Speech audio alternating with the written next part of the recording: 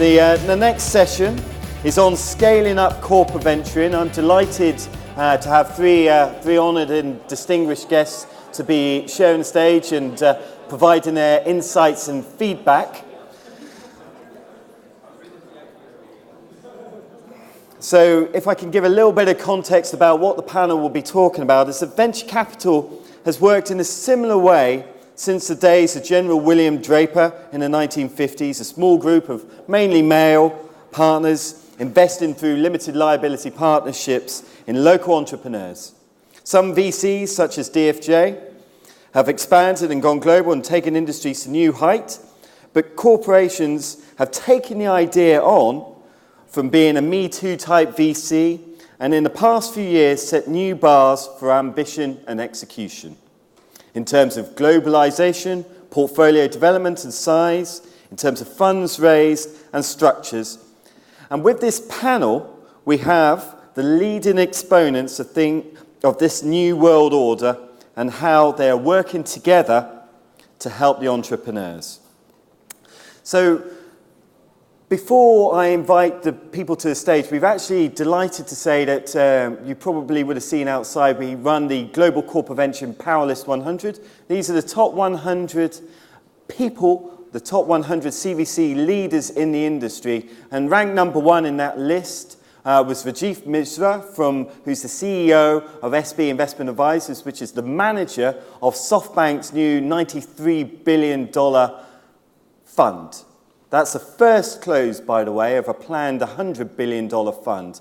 So I want to invite to the stage David Gilmore, who's the head of BP Ventures, who will present the award on behalf of Rajiv to Jonathan Bullock from Softbank. So please welcome to the stage, David. Jonathan, if you come up, we'll present the awards. Hi, there we go. Thank you very much. Congratulations.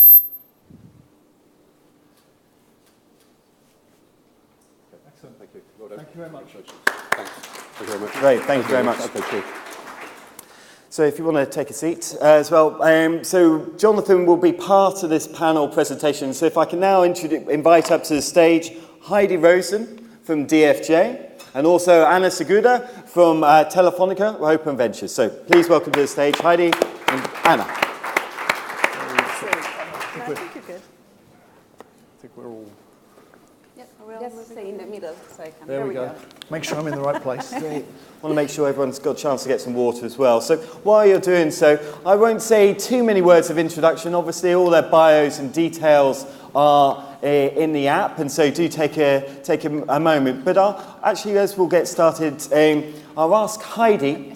She's both the Chief Operating Officer of DFG, one of the world's largest, most successful sort of venture capital firms. The General William Draper that I mentioned before was a predecessor, who's helped start the venture industry in the 1950s, and DFJ is very much a direct descendant of that in terms of lineage. But she's also a board director of one of the world's largest publishing companies called the Daily Mail and General Trust, DMGT, and she helps, as a board member, help them understand the corporate development and venture strategy. So if I start perhaps with you, Heidi, how does DFGA seek to work with corporate venture partners, and are there any reasons to avoid co-investing with them?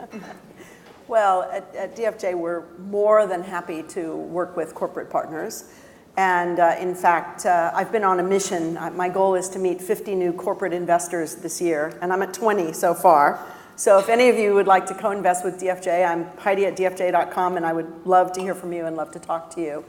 I think that the most important thing to consider when you think about collaboration between corporate investors and pure venture investors, it goes back to the slide in the earlier presentation about what is our motivation. We don't have a strategic motivation. We owe our LPs a great cash-on-cash return and a great IRR, and that's what we have to think about. That said, I think that obviously all of the companies we invest in grow through relationships, and very often relationships with corporate partners. And so we look at the corporate investor as a great ally and a great friend to us. The most important thing to say, though, is money's a commodity. We have tons of money, right? You've all got tons of money. We've got tons of money. And so bringing money to the table is nice, but that isn't really what we look for in a partner, and I presume it's not what you look for in a venture investor as your partner.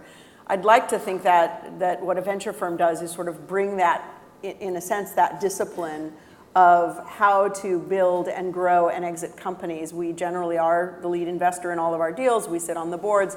We've got 32 years of history. We've got 24 companies now that have exited at more than $1 billion in valuation. That's not raised at more than $1 billion in valuation. That's exited at more than $1 billion. It's different. So, you know, we like to think that we kind of know how to do this sort of helping the entrepreneur. But we really look to the corporate partners because, A, you've got deal flow that we don't have. And I think that's very interesting, particularly those of you who look very early stage. And in my journeys going out there to meet with a lot of you, I've seen that more and more you're going very early stage because, frankly, your worlds are being disrupted and you need to get in very early to understand that. Those are great opportunities for us to collaborate. I think to your question of the only issue that comes up is when at the very early stage the corporate investor wants to put too much control on the company.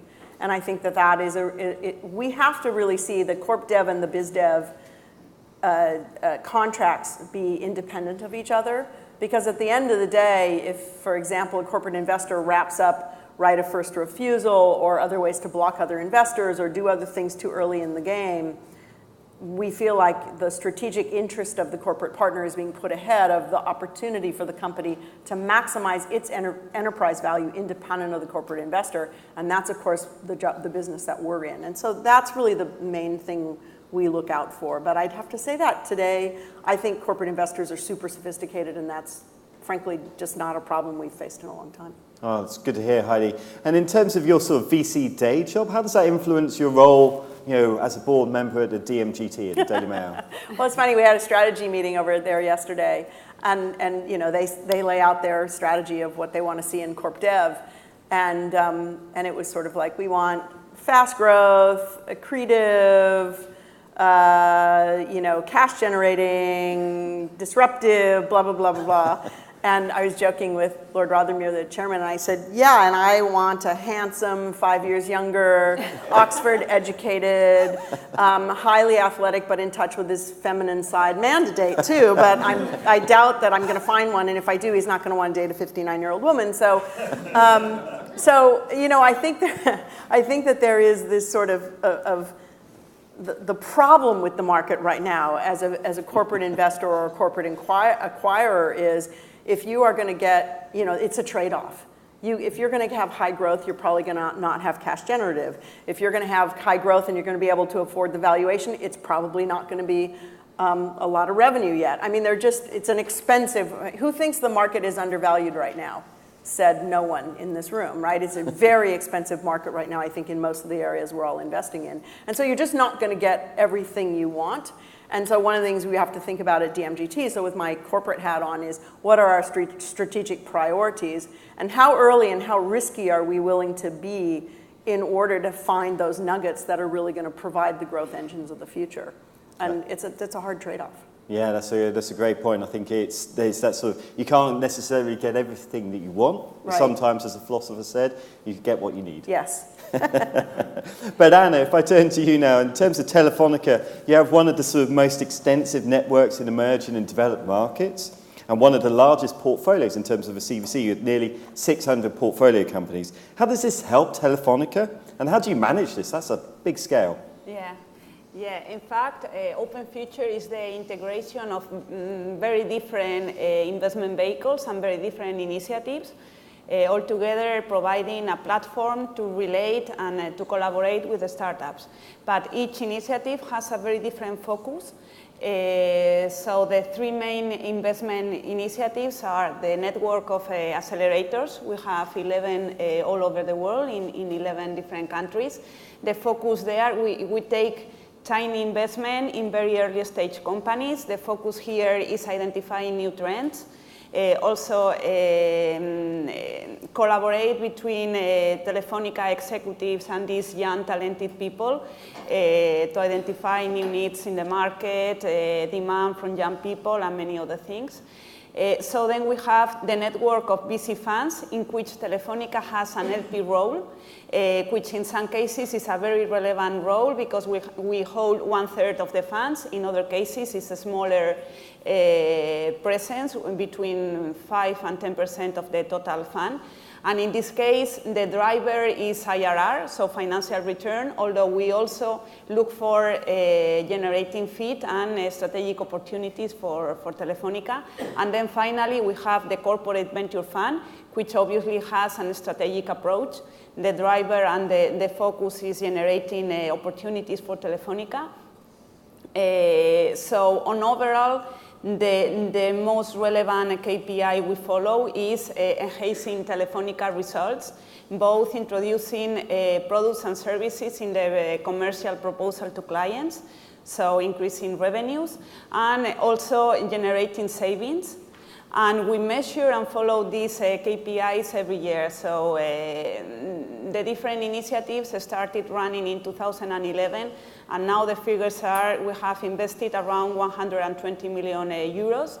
We have generating a net contribution to Telefonica of around 100 million euros. These are figures for the end of 2016, coming from both net contribution to revenues or net savings for Telefonica, and we have made proceeds selling companies of around 40 million euros. These are the overall figures. And to manage that, which is not easy, we have a team of around 100 people in 11 different countries, so small teams of 3 or 4 people in each country. The financial expertise is in the headquarters in Madrid, but we have tactical teams to manage the portfolio on a local basis in each country. Wow, that's quite an impressive operation in different scale, and I think your background in private equity is, been helpful in that regard, I imagine, given a sense of trying to think globally. Yeah, so and I completely agree with Heidi that, sometimes corporate venture funds try to control the roadmap of the product or has too much control about the strategy of the company, and I think this is a complete error. So I think in corporate venture fund, the investment must have financial sense apart from strategic sense, and the strategic fit not always happen, even in the cases that the company really offers, something which is very related or connected with your strategic. So I have some examples of that. For instance, we have a ballet company, which is Quantena, in the portfolio of Telefonica Ventures. It's a San Francisco company. They develop a chipset for the routers, so Wi-Fi chipset. The technology was differential and was the driver of the investment in 2011, but it took us almost 5 years to start working with a startup. And why? Because the Wi-Fi experience was differential, but also increases the price of the routers at home. And from 2011 to 2015, clients didn't assume this cost because they didn't have such a big need of broadband at homes. Now with the deployment of Movistar TV and our proper TV in Brazil and in Spain, this is, in all the new routers, this chipset is included, and it's a strategic company for us because, it has been differential in the deployment of Movistar TV and the Wi-Fi experience at home.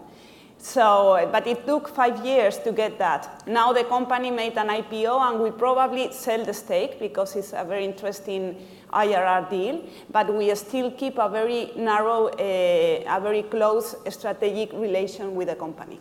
Well, that's a really good example. So JB, Softbank has obviously made plenty of headlines over the weekend, in particular with the first close of it, 93 billion of your fund, the Vision Fund. But many people seem to forget that Softbank actually has been started corporate venture more than 25 years ago with deals such as Alibaba. So why wait so long to raise this fund? Well, we've been pretty successful so far, so it hasn't really held us back. That being said, we have actually had a number of venture funds and investing funds of funds, very much this model, probably not quite as scalable as that. And we still do have in certain strategic markets our own venture funding operations. Korea is a great example of that. I think really, we try to do something slightly different, and SoftBank is in a little bit unique place as a sort of corporate and have our own operating companies and our own telco businesses.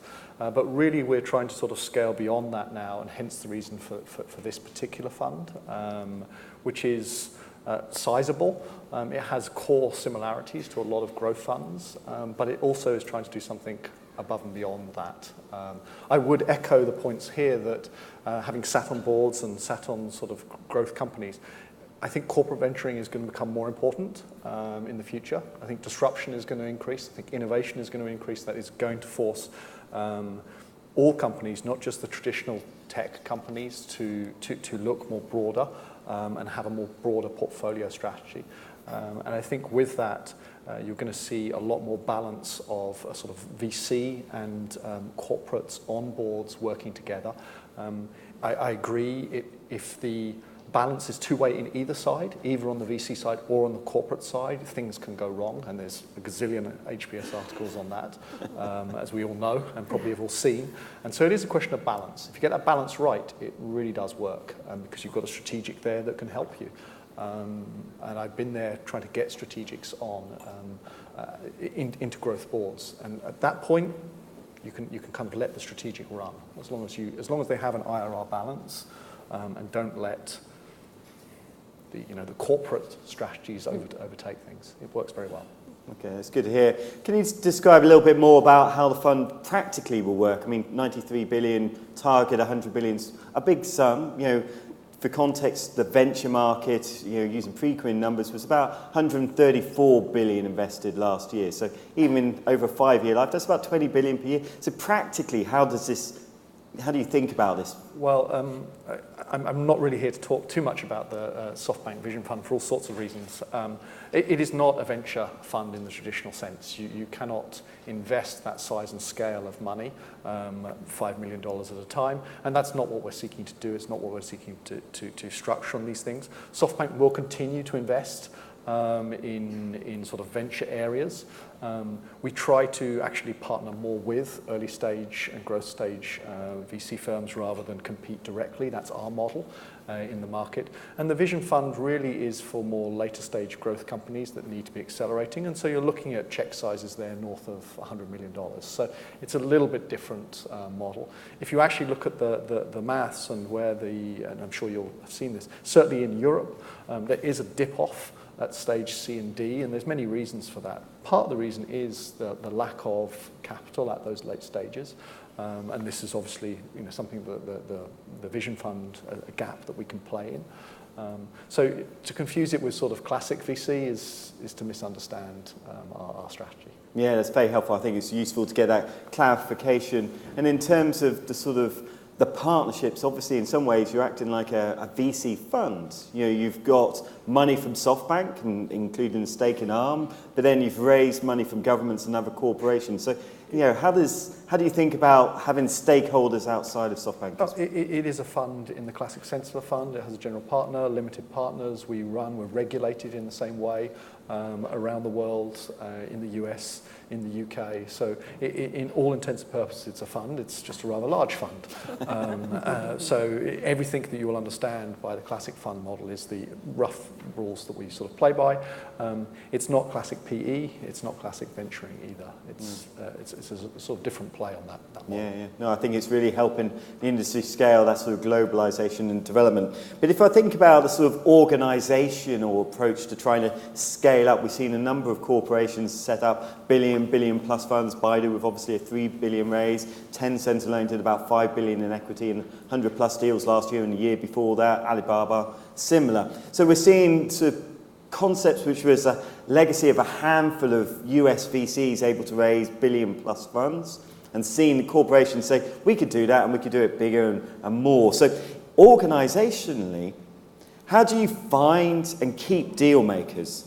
And how does that fit with other parts within an operational elements? How does it fit with the M&A team or an R&D team? And perhaps if I start in reverse, you talked about it a little bit, Anna, but we'll work back, and I want all of you to touch on that point, if I may. Yeah.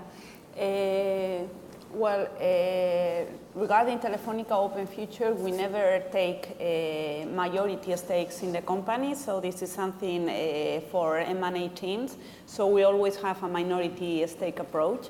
We don't usually take a leading role in the rounds, so we always want to have a financial partner in the round because we consider that the financial expertise is there. Big corporations don't have a carried interest schedule to really pay good financial teams or have very few good financial teams, so we rely on financial partners on that. And we always, we don't like the company depend on Telefonica for the business plan, so we want independent companies and completely with an attractive business plan out of what we can do with Telefonica. So we don't include that in our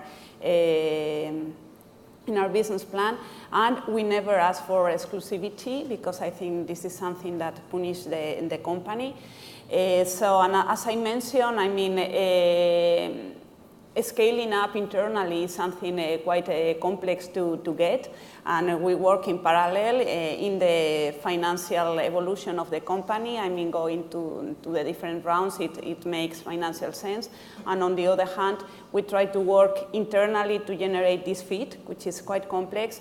And in Telefonica, we work in two ways. With the global units, so we try to define how the product or the service of the company can be integrated in the business proposal. For instance, for cybersecurity, the global teams define which is a portfolio of products we should offer all over the world. And we have many companies of Telefonica Ventures included there as the global portfolio of security products for Telefonica. But we also work on a local basis, so with the OBs, the different OBs, because they have other tactical needs, and sometimes you work at the same time with the global units and also with the local commercial teams in order to generate this fit. That's great. JB, can you talk a little bit about how SB Investment Advisors is set up and how it then fits back with maybe the parentship in terms of... Yeah, it's different from, I think, a classic corporate experience. I had a lot of time at Google, and I understand it's more set up in a Telefonica type of way. Softbank Investment Advisors is set up in a more classic venture capital, PE type of structure. But we do this in a global platform way. So we have one model around the world, not separate, isolated groups. And we also integrate very much with our portfolio companies and our owned and operating companies because we've got all the expertise there. For example, we own Arm. Arm knows one or two things about sort of the semiconductor industry. So if we're looking at areas and space there, we will call on expertise across the group. So we have quite a flexible, fungible model of organization, which just enables us to put the best talent towards the best areas. The other thing I'd say, and I think this is probably generally true in the industry, that I think you're going to see more and more operators, people who've done things, built things, entrepreneurs actually come through and then be complemented by the technical experts, be them lawyers or accountants or the deal maker, deal structurers around that, rather than them be thoroughbred career deal makers going forward. I think we're seeing more of that trend. In-house experts and operators, as well as a sort of a ecosystem around things. So I think we'll see more of that in future. I don't know, do you see more of that? Heidi, how do you see that, and also how does DFJ changed its approach? Right. Well, I think first of all, if you're going to run a corporate venture group, you should hire people who know how to do investing. Exactly. And I think one of the mistakes we see a lot of early venture groups, meaning venture groups inside corporations that are just starting out, they don't understand the venture model. And I know that sounds crazy, but if you, again, going back to the slide this morning about compensation, remuneration, and the role of carry is a very long game, right? You don't see a reward for a very long time. Early stage venture is a 7 to 10 year cycle. And so unless you're going to incent and reward people for that, you're probably going to deliver different results. I've generally learned in my career that people do what you pay them to do. And so whatever you organize, that's what they're going to deliver. So the first thing is just make sure your compensation scheme mirrors what it is you want to do. The second thing is, even in my firm, we have 20 investment professionals at the partner level. Each of us has been in venture for I think the average is 17 years, and we're still not right all the time, but the model works because when we're right, we're really right, and so the model tends to work. So I would generally say, hiring people who understand the model or being willing to train people into the model, it's not the most complicated model in the world, but you really have to understand how it works is really important. The final point I'll make, and it's, again, another thing I think is that I've seen, it's been super interesting to watch the evolution of corporate venturing, is the distinction between corporate venture groups who are not beholden to business units versus corporate venture groups who are beholden to business units. The ones for whom they cannot do a deal without the business unit, I personally believe that's a fundamentally flawed structure. And my reason for that is for a very simple, pragmatic one. A lot of your core businesses are being disrupted, and it's not in individuals' best interests to get disrupted. It's not in an individual's best interest to recommend you make an investment or an acquisition of a maverick company for whom that CEO is going to come in and be the new boss of the person who recommended the investment. I call it fox guarding the hen house, right? I mean, it's just, in many ways, the business units don't actually want. And in fact, I thought it was interesting, again, the slide this morning, it said something like, defend against disruption. Well, that's like putting a finger in the dike, right? I mean, you're not going to defend against disruption. Disruption is going to happen. But I think that if you can be outside the business units and be looking, in fact, I think some of the most successful corporate venture groups have the mission of disrupting the core businesses. I know Scott McNealy used to say, eat lunch or be lunch. And I think it's a really fascinating thing. It's very difficult. And I know internally a lot of the groups that are organized that way, there are some real arguments and challenges in so doing, but I think it makes for the strongest, business model and proposition. I think that's a great point. Yeah, but for this, I completely agree, but for this model, Heidi, is critical the support from the CEO and the top level of the company. Absolutely. Otherwise, no matter in which you invest, but there is never going to be use internally because of this fight against disruption. And because of, internal R&D teams and business units, many times think that what is done internally is better than what they find externally. It's so difficult to defend that a group of 5 entrepreneurs outside the company has launched a product which is much more valuable than a product that has been developed internally, spending 10 times the money than the startups and taking double the time in launching this product. So, unless you have a fully support and commitment from the top management on the company, this is very difficult to happen. Mm-hmm. I think that's a great point. I'm conscious that we've got a great opportunity here. There's much wisdom on the floor, so we will look to take some questions as well if we can. But I wanted to ask, in terms of that leadership, you touched on it a bit, JB, when you're saying this, potentially we'll see more operational excellence coming through and leading units. If you had to imagine this corporate venture industry in 5 years' time, what will the leadership type or qualifications or perspectives be? Because I think that would be a great one. I'll start with you, JB, but I'll be interested in Anna and Heidi if you've got thoughts on this as well. I hope it will be more diverse. I'm sitting on a diverse panel. I think it should be more diverse. I think you're going to see more diversity across all sorts of things, all sorts of backgrounds. I think you're going to see, it won't be one type. It will not be one type of group or individuals that wins and takes those leadership positions. I haven't looked historically, but I think it will go to a more to folks on the corporate venturing side that have a more classic general manager or an operator background supplemented by some time in a venturing or a deal-making area, is what I would guess. I think it's probably that there's an art to being a deal maker, but there is also some things you can sort of complement and bring it on. I think some people, being a general manager or having built companies is something which is also gives you some insight as well that will be increasingly looked for, especially in a world where capital will become more plenty. The actual sort of people building things will look for somebody who's actually seen it, been there, done it, and knows what it's like. That's my guess, but what do I know? And No, what I clearly think is that open innovation and innovation coming from collaboration with the startups is becoming the main source of innovation for large corporates.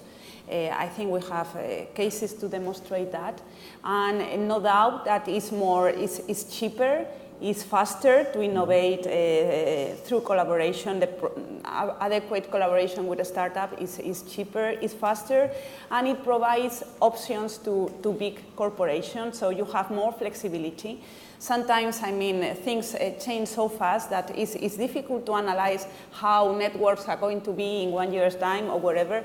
If you have many different approaches to, for instance, virtualization of networks or whatever areas, you have more options. So I think it's becoming a really relevant source of innovation for large corporates. And well, I also think that in our activity, financial result is relevant because sometimes, I mean, focus on or defending the strategic fit. We don't look at financial result, but if we have a financial activity and an investment activity, we should also measure the financial result, and I think it's a relevant part of that. And of course, the involvement of business areas and the support from the top management of the company is critical for the success of these activities. That's great. So I give you some context where we're coming to provide some figures. So we do two types of surveys, one of which is the Global Corporate Venture Panellists, which is the top 100 people currently heads of units, and then we do the GCV Roizen Stars, which we present in January in Sonoma or Monterey next year, as it will be in California. And so actually I think to your point about diversity, Jonathan, what we noticed is there's the established heads, if you just take this year's panelists, about 20%, a little bit more than 20% are female, which is a sort of higher number than venture capital. And you could probably say there was about 6 to 7% of investment partners are sort of females, according to the latest figures. But if you look at the Rising Stars, the next generation, of which Anna, obviously you're one of those, it's very much that more than 40% are female. And if you take a more diverse look at diversity and say, look at, in effect, ethnicity from a sort of perspective of where the home country is, and look at who runs corporate venture, who's not of that ethnicity, as it were. Say in Japan, a non-Japanese running a CVC unit for a Japanese corporate venture and company, then actually it's a majority. But then if you take that diversity to the step of what their backgrounds are they more operational? Do they come from investment banking? Are they coming from within the established corporation, moved over from a business unit to run it? The established powerless people, on the whole, have come from a business unit, and then they're tasked with running that team. And I think that's partly to make sure that there's strategic understanding and there's that understanding of how to get things done within a large corporation. But as you look down into the powerless and more broadly, then there's very much that sort of synergistic whole of people with ex-venture capital background, people who have had that entrepreneurial, operational experience, and as well as people with a large corporate. And you're seeing people switch between the three, develop experience, and I think the next generation of leaders really will have more than one type of background in their perspective. So just a little bit of context.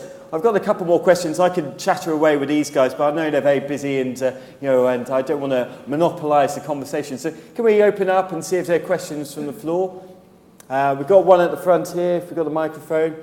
Do say your name and where you come from, Miles, as well. I obviously know, but I'm not sure everyone will. As you may have guessed, my name's Miles, and I'm now with Oxford Capital, a private venture capital fund. Previously was with Qualcomm. And so my question is sort of around the model of corporate venture capital. And there are a number of funds which are sort of internal funds which are sort of funded from the balance sheet on a case-by-case basis. There are other ones where you've got single LPs that are the corporates, and you've got that separate fund. I was interested in kind of the panel's view on, how does one work better than another, and some of this goes into kind of strategic financial returns somewhat as well. We'll be interested in just your overall view on the strategic value and the value to the corporate of an external fund with them as an LP, potentially even single LP, versus an internal captive fund. That's a great question. Please, who wants to pick that up? I can answer. So I think I heard in the first panel of the day that there is not a perfect model. So each of us should change the model each 3 or 4 years, and I think that's correct. So there is not a unique, valid approach to this. In the case of Telefonica, we approve in Telefonica Ventures, which is a corporate venture fund, we approve deals case by case.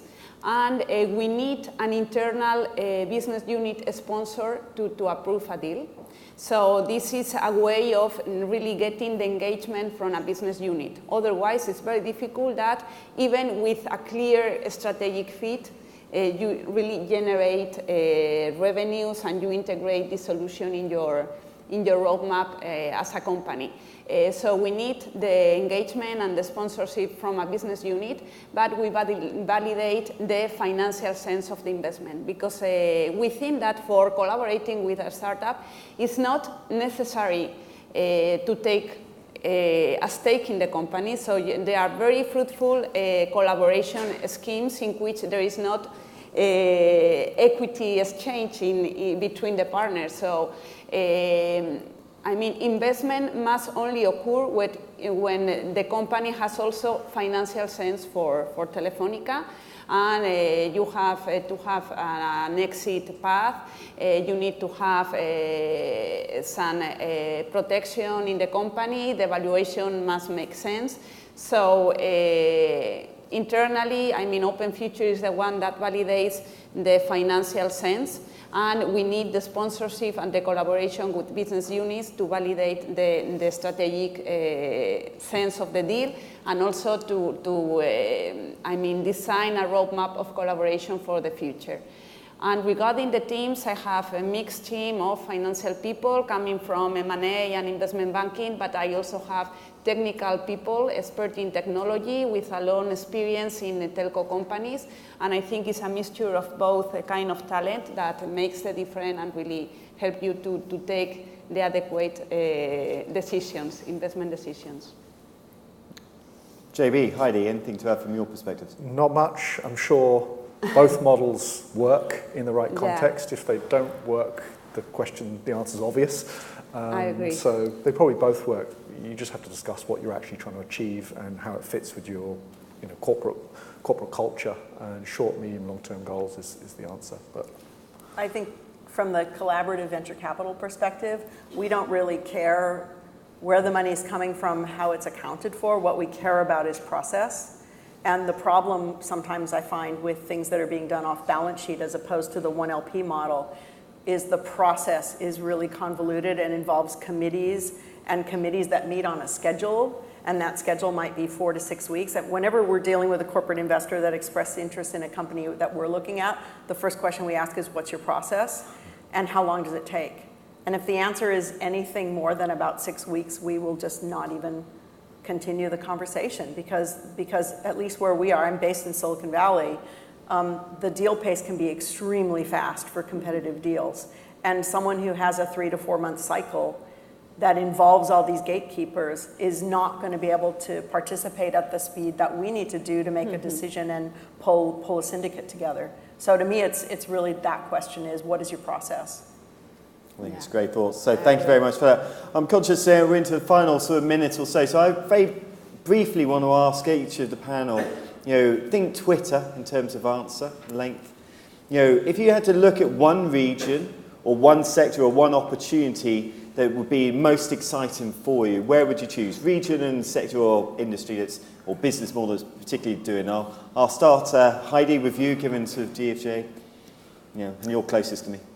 Autonomous vehicles, Silicon Valley. JB. Emerging market, Asia, AI. AI. They're different. I've hedged my bets. Okay. Anna. I would say Mexico and Brazil for fintech opportunities, and for AI and cybersecurity, the States. I mean, Silicon Valley is the focus. Yeah, they're really, really hot areas. So that's really great to get that sort of perspective. So please join me in thanking JB, Heidi, Roizen, and Anna Segurado.